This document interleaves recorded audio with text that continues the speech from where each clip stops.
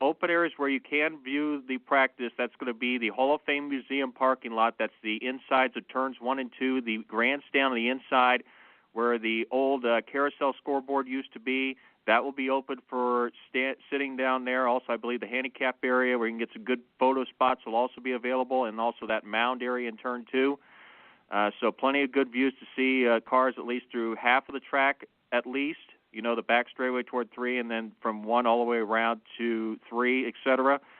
So good chance to get stuff there, and be very curious to see possibly a few new paint schemes. Possibly could see the debut on when we get to the refreshers for the brand new Wix Filters paint scheme for Sage Karam coming up on Tuesday. Again, on Monday, it's the veterans that run.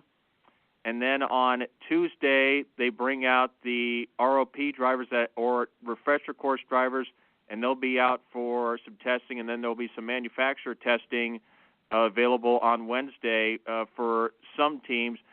I think the thing, though, it's going to be interesting, though, to focus in on is who's going to be competitive, but also how much it's going to help guys, because there's going to be several guys here, like, for instance, J.R. Hildebrand, Pippa Mann, et cetera, that will not be competing or participating in the test this week. So it'll be interesting to see how much of a disadvantage that puts them at with this brand-new car when we get to the month of May, and if that hurts their qualifying position when we get to qualifications, and obviously their position to be whether or not they make the field with 35 going for only 33.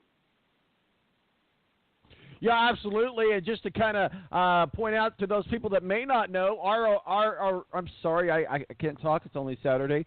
ROP is actually Rookie Orientation Program. So that'll be going on. Fans will be able to go to the track between 10 a.m. and 5 p.m. And as Matt mentioned, the mounds are a great place to go and watch. Certainly some of the most notable participants is three-time Indy 500 winner Elio Castaneda. It's good to have him back at the Indianapolis Motor Speedway, who made a full-time move to Team Penske IMSA sports car program, but will return to the Speedway in his Chevy-powered Penske Indy Car on Monday. The Brazilian completes the Team Penske's 4-car roster. Talk with us about Team Penske, as they are always a team to watch at the Indianapolis Motor Speedway in the month of May. Question with Team Penske, I said it earlier, is Chevrolet improved? If they have, then they have a much better chance to win the race, as opposed to last year when they were struggling just to qualify on the 8th row of the grid.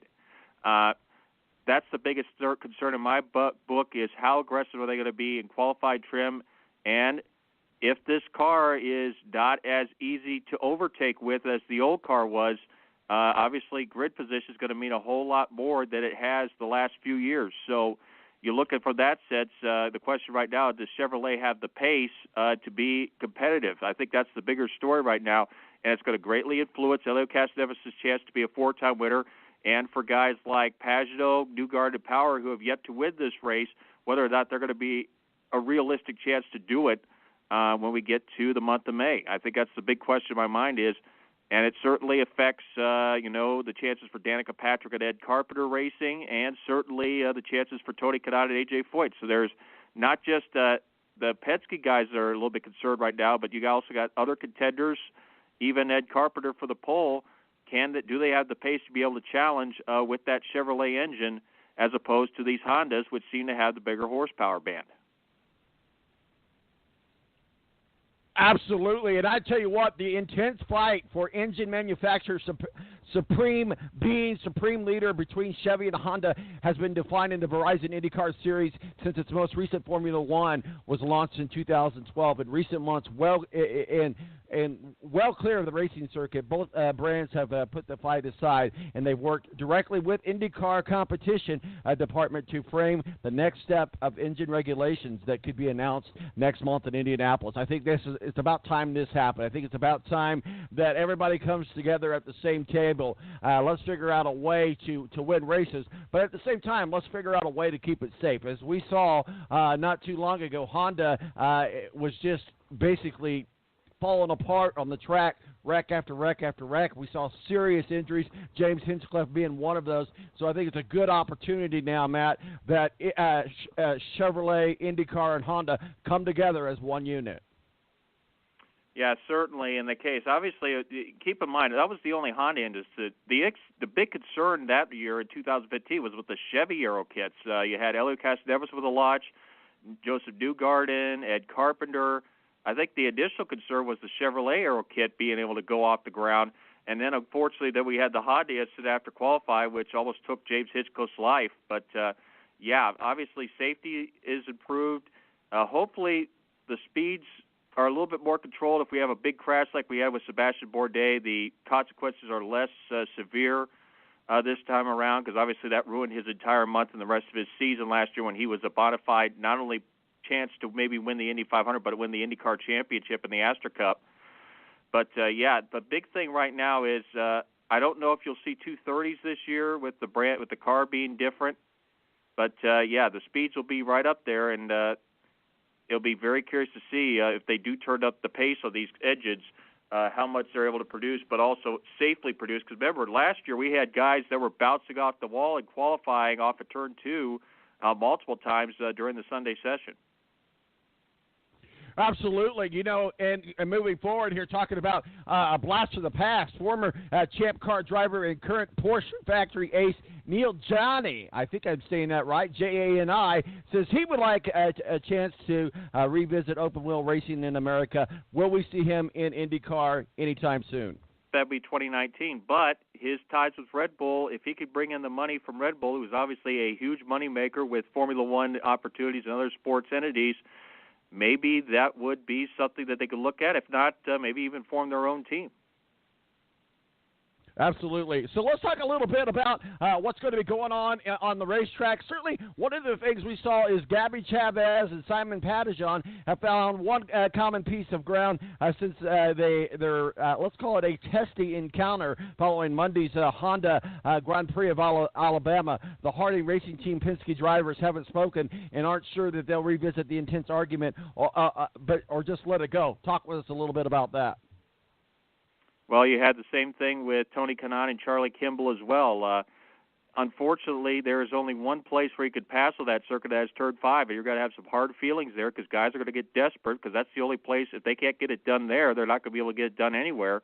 And unfortunately, you have guys get into the contact. Add to that, turn 5 was a place for multiple spit-offs during practice and qualifying anyway, so it was inevitable. Hopefully, though, they could get that off their mind right now because the last thing they need to do is have that hanging over their heads when they get into race day where the cars are moving much faster and then they get into it and then someone gets hurt. I think that's the bigger concern right now is guys are able to put this behind them when we get to race day itself because the last thing we need is a high-speed accident and a serious injury just because someone's trying to get in with somebody else.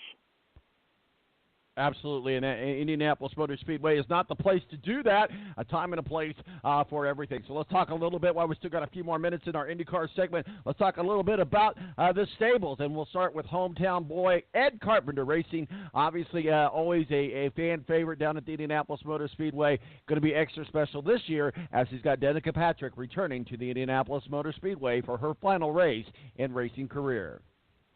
Okay, let's go through these and just get a piece of paper out. I'd say right now the 3 drivers that are Ed Carpenter Racing, 2 of them are guaranteed to be in the field. Ed Carpenter should easily get in. Danica Patrick should get in. Spencer Pigot's performance, though, the first 4 races, I think is a question mark, even though that team has had a good qualifying record. Spencer Pigot has qualified no better, I believe, than the 10th row, so that's a question mark. And one guy I think that needs a good qualifying run to ensure that he makes the field for the Indy 500 with 35 cars. So we're going to go through these as quick as we possibly can as we get geared up for the 102nd running of the Indianapolis 500. Team Penske Chevrolet, we mentioned them in passing a while ago. Joseph Newgarden, 1 championship, 7 wins, 2 poles. Will Power, 1 championship, 32 wins and 50 poles. Simon Pattison, 1 championship, 11 wins, 8 poles. Team Penske, what say you, sir? All 4 are locked. I don't see any of them having any problem getting in the field. They may not qualify well. That's the only concern right now is how high will they be on the grid when we get to race day itself. But I think all 4 will easily make the field. We won't have a drama like we had in 95. Chip Ganassi Racing, their Honda group, number 9, Scott Dixon, 4 championships, 41 wins, and 26 poles. Man's a monster. Number 10, Ed Jones, best finish 3rd, best start 7th. Chip Ganassi Racing. Bigger question right now is, can they get their cars in the Firestone Fast 9? There's no question, unless there's a serious accident or something, that's going to keep those two cars out of the field. And even if something were to happen, I'm sure there would be a backup plan for the sponsors to get them back into the field and maybe buy a ride from somebody else if they had to. So I don't think there's any concern for them getting in either. Another powerhouse that we always see at the Indianapolis Motor Speedway, Andretti Autosports, and a Honda Group as well. Number 26, Zach Veach. He's a rookie, but best finish 19th, best start 19th. Alexander Rossi, 2 wins, 1 pole. Ryan Hunter-Reay, 1 championship, 16 wins, 6 poles. And Marco Andretti, 2 wins and 4 poles. It's time for an Andretti to be back in victory lane at Indianapolis Motor Speedway in May. And before we continue, why don't we give some credit to Marco Andretti?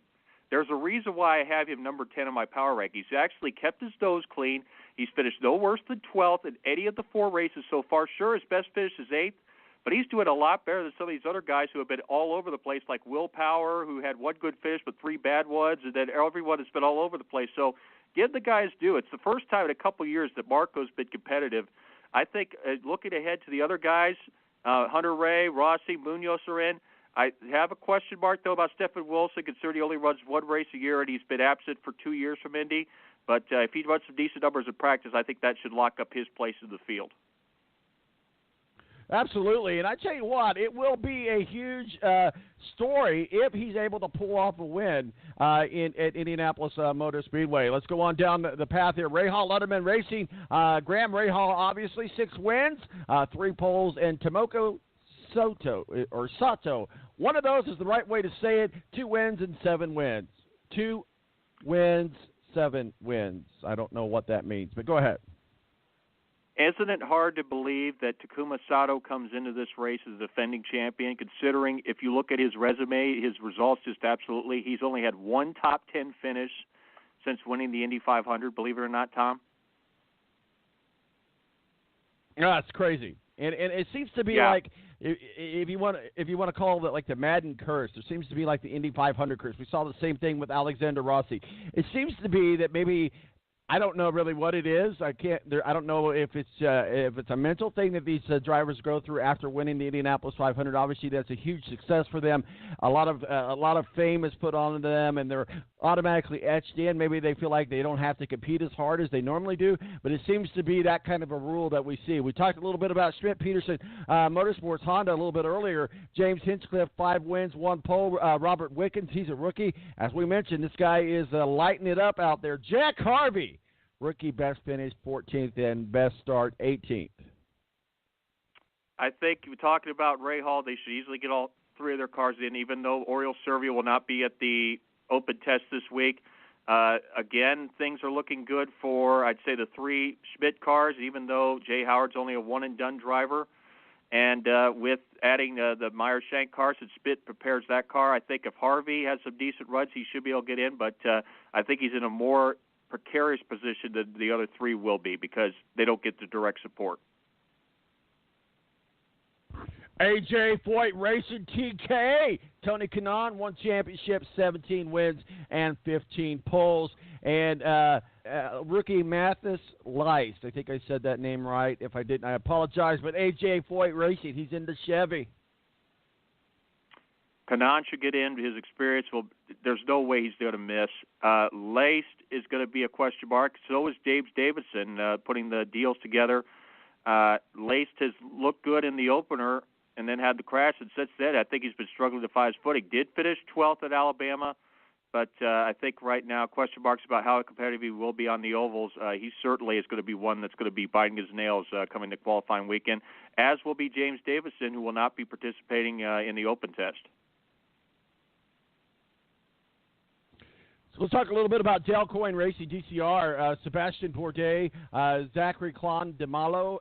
He's a rookie, and Fittipaldi is in there as well. Certainly the rookie Fittipaldi, the grandson of the great, I believe, Emerson Fittipaldi is his grandson or nephew. But either which way, and Correct. then I think also DCR will be fielding Pippa Man as well, if I'm right about that. Go ahead, sir.